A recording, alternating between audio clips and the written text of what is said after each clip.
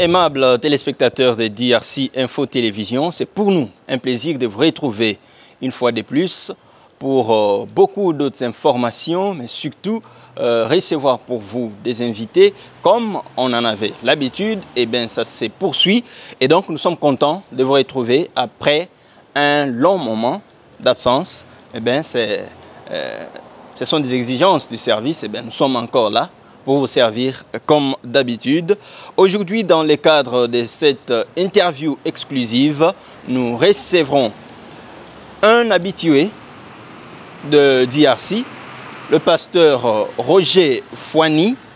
Il est pasteur responsable de l'église Jubilé Tabernacle qui se trouve à Kisangani dans la province de la Chopo. Et donc avec lui aujourd'hui, nous allons devoir parler de beaucoup d'autres sujets qu'il nous ramène pour l'intérêt non seulement des enfants de Dieu, mais aussi de toute la communauté humaine, congolaise et mondiale. Alors, sans plus tarder, je m'en vais le saluer. Pasteur, bonjour et bienvenue. Bonjour, bonjour, messieurs les journalistes. En tout cas, très content de vous revoir. Même moi aussi, je suis très joyeux de vous revoir encore. Vraiment, c'est bien. De temps en temps, vous passez à DRC pour passer le message aux enfants de Dieu. Alors, comment ça vous fait? Quel est le plaisir? Parce qu'on voit les précédentes émissions passer avec vous, elles sont très suivies par les enfants de Dieu. Qu'est-ce que ça vous fait? Oui, c'est un bonheur pour moi de savoir que les enfants de Dieu écoutent ce que je leur dis. Et surtout, la mission qui m'a été confiée par le Seigneur, quand j'avais accusé les deux grands hommes, les leaders du monde du message du temps de la fin, ici au Congo, en l'occurrence le pasteur Baruti et le pasteur Dioka. Et il y a eu beaucoup de questions, il y a eu beaucoup des enfants de Dieu qui m'ont appelé de par le monde. Vraiment, voilà pourquoi je suis venu pour dire à ces enfants de Dieu comment évolue la mission que le Seigneur m'avait confiée. Alors, par rapport à cela, vous parlez bien sûr de notre dernier sujet évoqué à la dernière émission qu'on a eue avec vous. C'était accuser les deux grands hommes de Dieu. Bon, les termes étaient parfois gravissimes selon certains téléspectateurs. Vous les aviez accusés. Où en est-on aujourd'hui avec cette révélation? Bon, dire que c'est moi qui les avais accusés, c'est trop dur. Mais le Seigneur dont ils sont serviteurs, c'est le Seigneur qui a vu qu'il y avait des dérapages dans la mission qu'il les a confiée. Et voilà pourquoi j'ai été mandaté comme instrument, parler à ces grands hommes de Dieu ce que le Seigneur ne voulait pas. Alors, par sa grâce, j'ai été reçu par l'un d'eux. L'un d'eux, donc pas les deux, c'est l'un qui vous a Oui, reçu. Oui. C'est le pasteur Dioka Sangoulouja de Shekinah Tabernacle qui m'a reçu. Voilà un peu. Alors, il vous a reçu. Alors, qu'est-ce qui s'est passé? Comment est-ce que vous êtes parvenu à ce qu'il vous reçoive? Est-ce que vous avez frappé à sa porte ou vous a-t-il contacté, ses services? Comment ça s'est passé? Comme je vous l'avais dit dans l'émission qu'on avait faite l'autre fois, que je ne chercherai personne. Alors, je me suis limité là pour voir si réellement ils ont écouté la voix de Dieu ou pas. Je ne suis allé vers personne, mais un jour, j'étais sur la moto, je vois un coup de fil sur mon téléphone, et quand je décroche, l'homme qui était derrière le téléphone va me dire que c'est moi, le pasteur Dioka de Shekinah Tabernacle. Vous êtes le pasteur Roger? J'ai dit oui, c'est bien moi, papa. Alors il m'a dit, je voudrais te rencontrer. Moi je lui ai dit, on se rencontre où et quand? Il a dit, bon, de toutes les façons, si on peut se voir le mardi à l'église Shekinah Tabernacle. J'ai dit, bon, c'est noté. Ça, nous étions samedi. Et après, il y a eu l'honorable Chaman, le diacre de Shekinah Tabernacle, à qui le pasteur Dioka avait confié aussi la même mission de me rappeler pour que je ne puisse pas oublier le jour du rendez-vous. On était en contact à tout moment, et le pasteur et le diacre. Et le mardi, en question était arrivé, nous sommes allés à 11h. J'étais accompagné d'un frère, il est aussi pasteur Paul Mambembe, de Peniel Tabernacle à Kinkole. Alors nous étions accompagnés de lui, nous sommes arrivés, l'accueil était tellement chaleureux. Le pasteur lui-même est venu à l'entrée de l'église, il nous a accueillis, nous sommes entrés à l'intérieur, nous sommes allés jusque dans son bureau, il nous a reçus dans son bureau, et c'était vraiment merveilleux. Mais dire que c'est moi qui ai cherché, non, non, c'est lui-même qui nous a appelé au téléphone, qui m'a appelé au téléphone, pour me dire que vraiment je voudrais te rencontrer. Et quand nous arrivons là, vraiment le pasteur était grandement ouvert. Il m'a dit, parle-moi maintenant en face ce que tu as dit dans la vidéo. C'est pour dire que le pasteur Dioka a suivi religieusement la vidéo, l'émission que nous avions eu à passer sur DRC dernièrement, et il a souhaité à ce que vous lui en parlez en face. Oui, oui, ce que j'ai aimé, c'est l'attitude et l'accueil chaleureux que j'ai trouvé dans la personne du pasteur Dioka. Surtout que quand nous sommes arrivés, il m'a dit, je t'ai suivi, il y a un frère qui m'a envoyé la vidéo et j'ai écouté la vidéo 2 fois. Cela m'a amené à imprimer même l'émission. Il avait imprimé même l'émission. Voyez un peu cette importance-là. J'ai compris que non, c'était vraiment Dieu derrière ça. Et il m'a dit, parle-moi en face. Peut-être qu'il y a d'autres histoires que tu n'as pas dit dans l'émission qui peuvent m'être utiles en face comme ça. Et Dieu m'a ouvert du même esprit. Je lui ai dit des choses comme ça concernait le pasteur Dioka. Je ne saurais pas le dire à la télévision. Mais sinon, le message est arrivé au bon port. Il m'a écouté. Il a même apprécié le courage et ce que Dieu avait parlé au travers de moi. Il avait vraiment apprécié.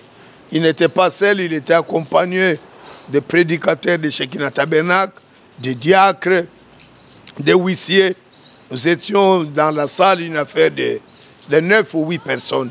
Mais c'était vraiment très bien. Alors, merci beaucoup, pasteur. Mais recevoir, être reçu par pasteur Dioka n'est pas une chose moindre, tant qu'on sait que c'est l'un des grands hommes de Dieu qu'on a dans cette ville, qu'on a dans cette république, mais surtout dans la communauté du message du temps de la fin. Certains diraient même qu'au sortir, vous aviez été bonifié avec une enveloppe lourde. Est-ce que ce n'était pas ça l'intérêt primordial en voulant rencontrer le pasteur Dioka? Bon, naturellement, les gens diront ça, parce que rencontrer le pasteur Dioka, comme vous venez de le dire, ce n'est pas peu de choses. Mais ce n'est pas le motif qui m'avait amené auprès de cet homme, n'était pas un motif lié à l'argent. Non, non.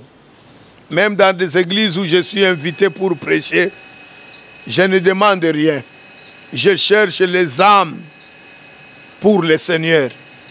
Partout où je prêche, s'il y a un serviteur de Dieu qui m'invite, je ne prends ni un coca, ni quoi que ce soit. Je leur ai toujours dit, allons de l'avant, que le Seigneur nous aide à amener beaucoup d'âmes à lui. Donc, pour vous dire que je ne suis pas allé pour un motif de l'argent, non, non. Ça vraiment, mais c'est le journaliste, je suis clair. Je ne suis pas allé pour ça. Je suis allé pour dire à son serviteur ce que son Dieu avait mis en moi pour que je puisse lui les transmettre. C'était ça. C'est vrai que vous semblez présenter ça toujours comme une confidence que vous aviez confiée au pasteur Dioka, mais pour l'intérêt de nos téléspectateurs, de ceux qui vous ont entendu, qui vous ont vu dans les précédentes émissions, est-ce qu'il y a-t-il moyen de nous résumer en bref quelques petits points essentiels de cette rencontre ou du message que vous lui avez apporté? Oui, je dis au pasteur Dioka, comme vous venez de le demander, si les enfants de Dieu vont suivre la vidéo passée, ils vont comprendre qu'il y a eu beaucoup de choses que Dieu, au travers de moi, par les petits dons que Dieu a placés en moi, avait reproché à l'homme de Dieu. Entre autres, Israël est aveuglé aujourd'hui. Il n'a pas la grâce. C'est nous, les gens des nations, qui avons la grâce. Mais qu'est-ce qui fait que le pasteur Dioka soit à tout moment attaché aux Juifs? Chaque cérémonie qui se fait à l'église Shekinah Tabernacle, il y a les Juifs qui viennent et tout. Alors moi, personnellement, ça m'avait un peu tiqué. Je lui ai posé cette question, mais papa, je ne comprends pas.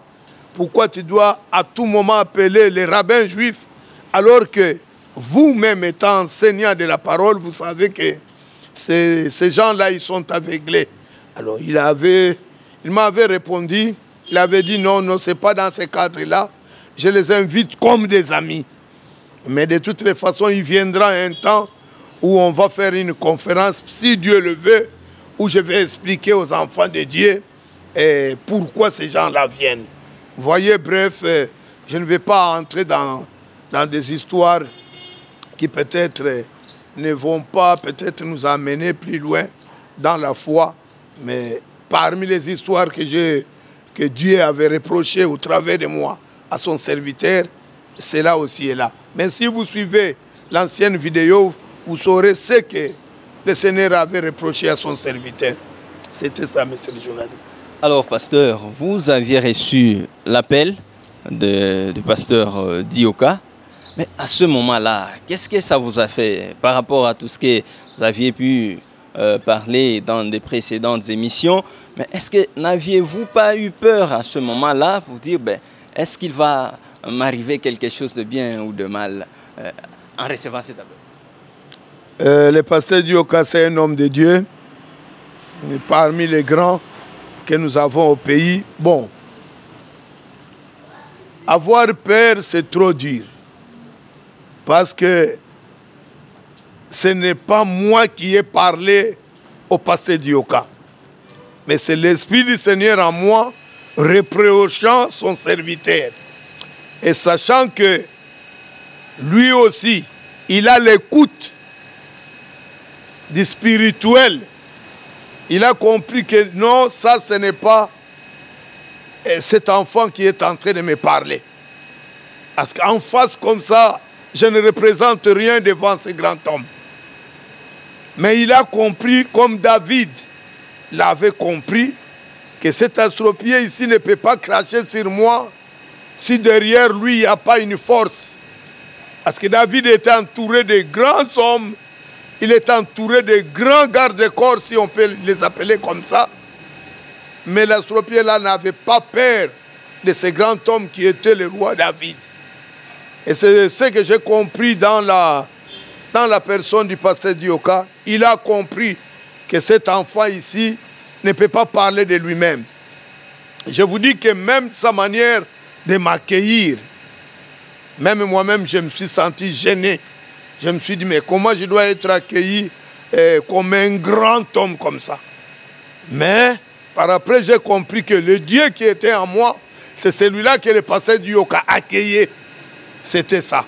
C'était ça, monsieur le journaliste. Mais sinon, je n'avais pas peur. Même les hommes de Dieu qui m'ont appelé, ils m'ont dit la même chose. Ce que vous dites là. Non, non.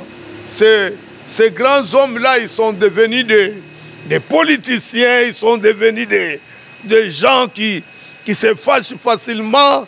Ils ont des relations avec des généraux, des grands hommes d'État et tout. quand vous allez là-bas, soit c'est pour votre arrestation, soit ils vont vous faire du tort. J'ai répondu à ces hommes de Dieu que moi ici, si ça ne dépendait que de moi, je ne pouvais pas aller parler à Pasteur Dioka.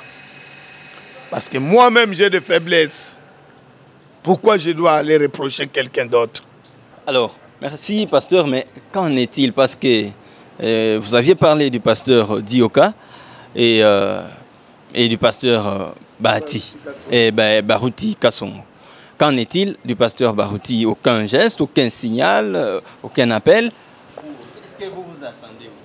Bon, monsieur le journaliste, moi je vous dirais, les choses de Dieu ne sont pas comme les choses naturelles. Non, non. Les choses de Dieu sont surnaturelles. 8 mois après, c'est le pasteur Dioka qui m'appelle. 8 mois après l'émission, c'est le pasteur Dioka qui est saisi du message, il m'appelle. Et le panier circule encore. Si cette grâce va encore atteindre le pasteur Barouti, je dirais gloire à Dieu, la mission est accomplie. Voilà un peu ce que je peux vous dire. Mais sinon, il n'est pas encore trop tard. Il n'est pas encore trop tard. Je sais que ce message va frapper dans le cœur du grand homme de Dieu, le pasteur Barouti, et tous les deux vont arriver à comprendre que ce n'est pas un homme qui a parlé au travers de ses petits enfants, c'est Dieu lui-même. Nous sommes en train d'aller lentement mais sûrement vers la fin de notre interview exclusive du jour qui reçoit pour vous le pasteur Roger Fouani. Alors, pasteur, l'actualité oblige. Le peuple de Dieu, la population assiste ces derniers temps aux prestations des chanteurs gospel dans des grands espaces, des spectacles, des grandes salles. Les stades, ça peut être Zénith de Paris, ça peut être par-ci par-là au pays ou à l'international. En tant qu'homme de Dieu, quel message ça vous donne? Est-ce que vous relevez une certaine spiritualité dans ce qui s'est fait ou c'est comme le commun des mortels semble trouver cela, que c'est du folklore, c'est du spectacle juste pour plaire? Bon,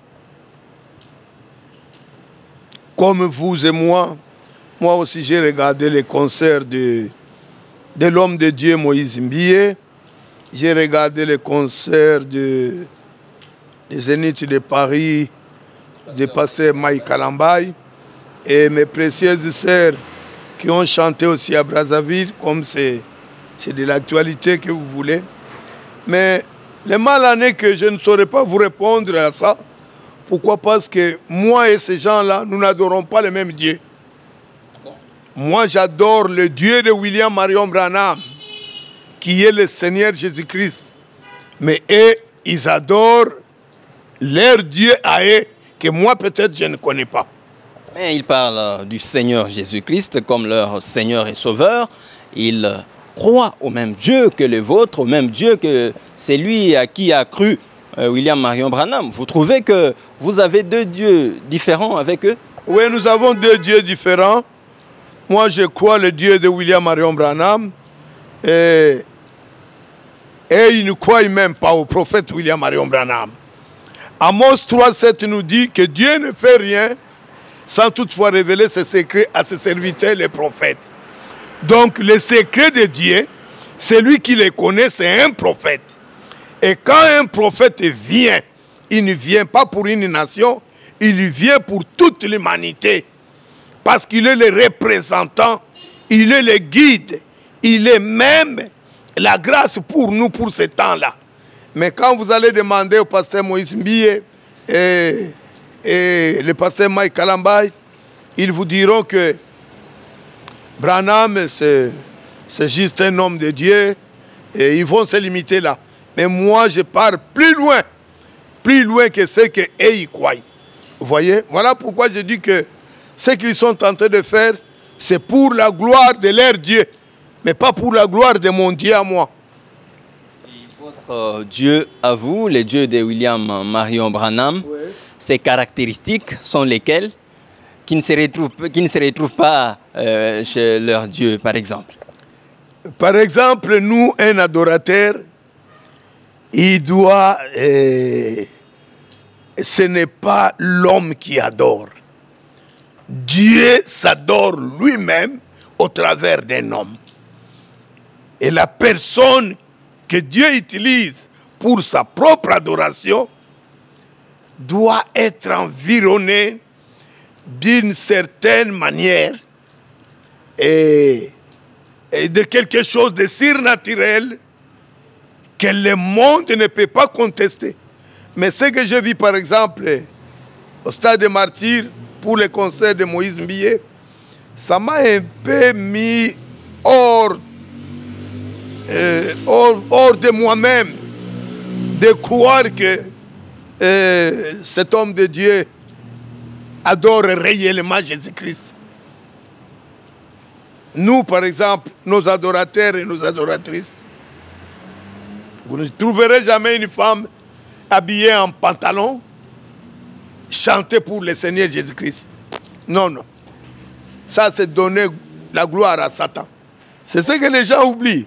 Jésus est venu pour ceux-là qu'il a connus d'avance. Et ceux-là qu'il a connus d'avance, ils doivent premièrement reconnaître l'homme que Jésus a envoyé, qui est le prophète William Marion Branham. Nous espérons qu'il y aura débat par rapport à ça. Alors, pasteur, un mot aux serviteurs de Dieu, aux différents pasteurs, mais aussi aux enfants de Dieu qui vous suivent à travers le monde et qui aiment vous suivre sur DRC Info Télévision.